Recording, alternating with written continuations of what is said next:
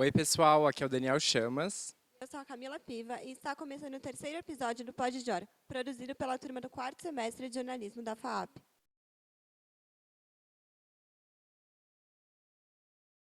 No episódio anterior, a gente conversou sobre a saúde mental nos esportes. E nesse episódio, a gente vai falar sobre a relação entre a saúde mental e a pressão estética. Hoje em dia é muito comum as pessoas se sentirem na obrigação de se adequarem a um padrão estético por conta da sociedade. E os padrões estéticos eles foram mudando muito conforme cultura, a contextualização histórica, e desde o Egito Antigo, passando pela Grécia Antiga, a Idade Média até os dias de hoje, houveram muitas mudanças nos padrões de beleza. Mas o que diferencia mesmo a maneira como esses padrões estéticos afetam as pessoas hoje em dia é principalmente o universo das redes sociais. Nesse meio digital, em que as imagens são bombardeadas na nossa mente a todo momento, surgiu o fenômeno dos influencers fitness. Propagadores de um lifestyle supostamente saudável, muitas dessas pessoas promovem um ideal de beleza inatingível, postando diversas imagens alteradas por programas de edição e propagando dietas que não têm nenhum embasamento médico. Para saber mais sobre o assunto, a gente entrevistou a Cecília Campos, de 29 anos, que é uma publicitária, que passou por uma situação de muito conflito com o seu próprio corpo durante anos por conta dessa pressão estética. Vamos conferir? Oi, eu sou a Cissa, eu tenho 29 anos e eu sempre fui muito magra. Desde pequenininha eu era aquela amiga que todo mundo falava que eu podia comer de tudo que não engorda, sobrava comida, mandavam para mim porque eu podia comer. Eu era aquela que chamavam de falsa magra, sabe? Porque comia bastante, mas estava sempre magrinha.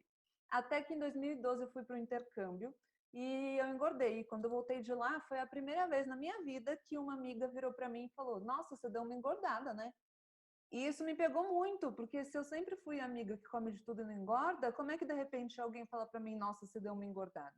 Eu não tinha noção do que eu precisava fazer então para emagrecer, eu nunca tinha feito dieta, não tinha noção do que era caloria, carboidrato, proteína e tudo mais.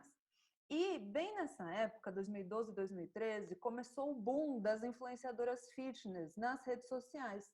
Então foi quando começou a bombar a Gabriela Pugliese, por exemplo, no Instagram, que era uma influenciadora que eu seguia muito.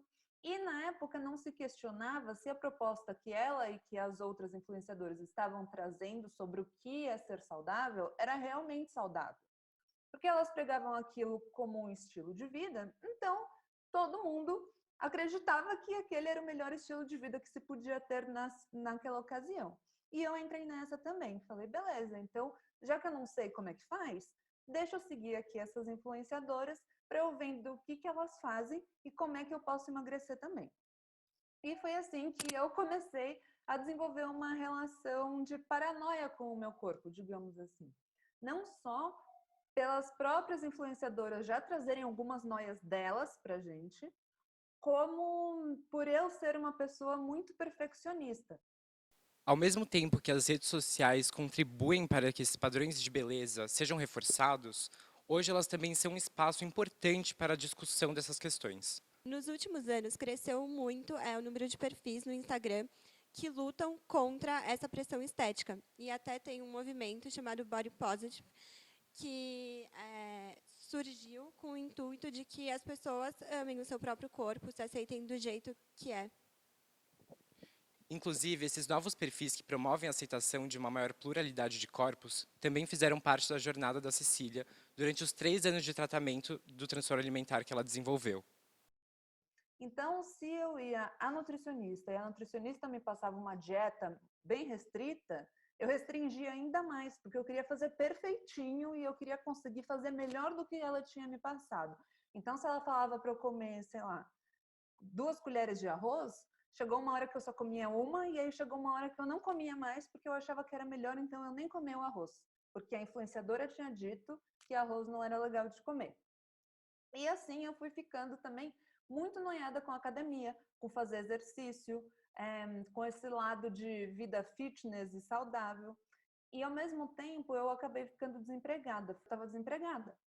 E aí na minha cabeça, um jeito de eu começar a me ver sendo produtiva e atingindo resultados foi emagrecendo, ou indo à academia, ou conquistando um determinado tipo de corpo. Porque daí eu colocava a meta nos números, por exemplo, na balança, ou no quanto media o meu quadril, ou no quanto eu tinha emagrecido, e aí assim eu ia conseguindo atingir metas e achando que eu estava sendo produtiva, que eu estava conquistando alguma coisa, já que eu não tinha isso no trabalho, por exemplo.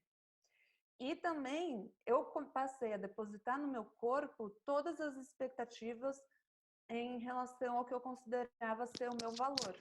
Então, já que eu estava desempregada, que eu ficava lá em casa sem fazer nada o dia inteiro, como é que as pessoas, como é que a sociedade poderia me admirar se eu não estava fazendo nada muito relevante? Bom, então se eu tiver um corpo igual ao da influenciadora, talvez as pessoas passem a me admirar, talvez elas passem a querer falar comigo, a me valorizar, talvez eu sinta que eu estou sendo importante de alguma forma. E aí foi isso que aconteceu. Então eu postava imagens nas minhas redes sociais, no Instagram, e aí vinha aquela chuva de elogios. Linda, diva, maravilhosa, perfeita. Ai, eu quero ter um tanquinho igual ao seu e tudo mais.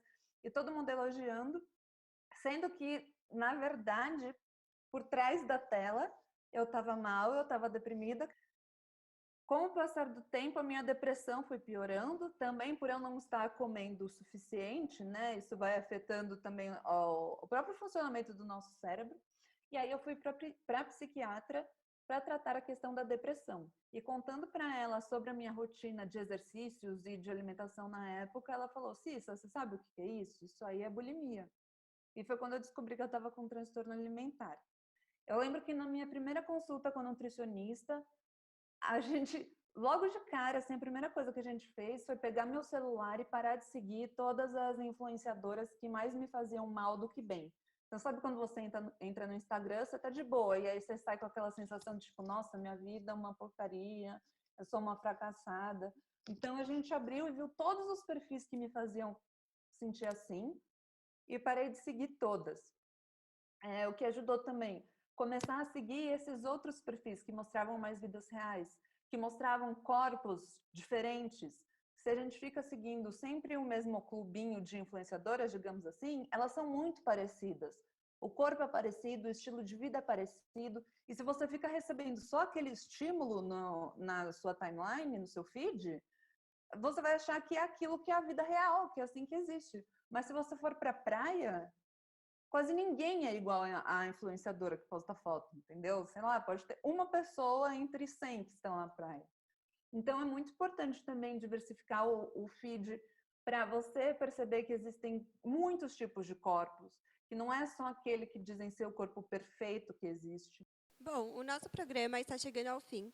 Esse é o terceiro episódio do Pod Jor. E se você gostou, aproveita para dar uma conferida nos 2 primeiros. Então é isso, pessoal. Muito obrigado. Eu sou o Daniel Chamas. Eu sou a Camila Piva. E esse é o Pod Jor.